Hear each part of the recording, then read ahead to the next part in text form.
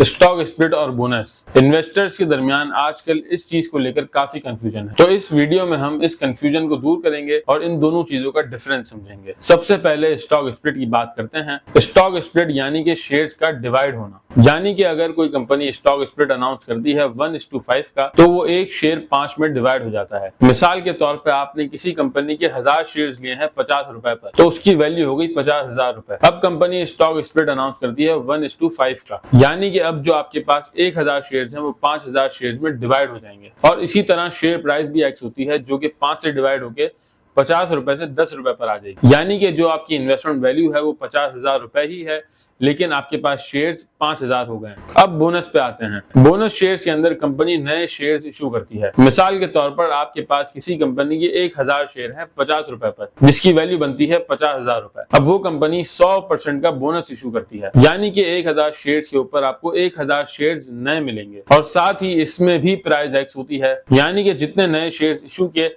इससे price divide होकर 25 रुपए हो गई। तो आपकी इन्वेस्टमेंट वैल्यू अब 50,000 रुपए ही है, लेकिन शेयर्स आपके पास 2000 हो गए हैं। तो स्टॉक स्प्लिट में शेयर्स डिवाइड हो जाते हैं और बोनस शेयर्स के अंदर शेयर्स मजीद इशू किए जाते हैं। यह है सीधा सीधा इनका डिफरेंस। अब मजीद इन दोनों के अंदर कुछ चीजें देखते हैं। तो बोनस इशू करने के लिए कंपनी का प्रॉफिट में होना लाजमी है, क्योंकि कंपनी अपनी वैल्यू रिटेन अर्निंग से ट्रांसफर करके शेयर्स कैपिटल में ले जाती है, जबकि स्टॉक स्प्लिट के अंदर इस तरह की कोई भी रुकावट नहीं है। दूसरी बात यह है कि बोनस शेयर्स इशू करने के बाद कंपनी की फेस वैल्यू सेम ही रहती है, जबकि स्टॉक स्प्लिट के अंदर जितने परसेंट से शेयर्स डिवाइड होते हैं उतने ही परसेंट से फेस वैल्यू भी डिवाइड होकर नीचे आ जाती है। अब इन्वेस्टर पॉइंट ऑफ व्यू से देखें कि किसमें ज्यादा फायदा है, तो बोनस शेयर्स के अंदर क्योंकि टैक्स लग चुका है, अगर आप फाइलर हैं तो 10% और नॉन फाइलर पर 20%, तो इस वजह से आपके कुछ बोनस शेयर्स कट जाते हैं या फिर आपको एक्स्ट्रा टैक्स पे करना पड़ता है। और स्टॉक स्प्लिट के अंदर किसी भी किस्म का कोई टैक्स नहीं है, तो इन्वेस्टर्स के लिए स्टॉक स्प्लिट एक बेहतर ऑप्शन नजर आता है। अब आते हैं कि कंपनी स्टॉक स्प्लिट क्यों करती है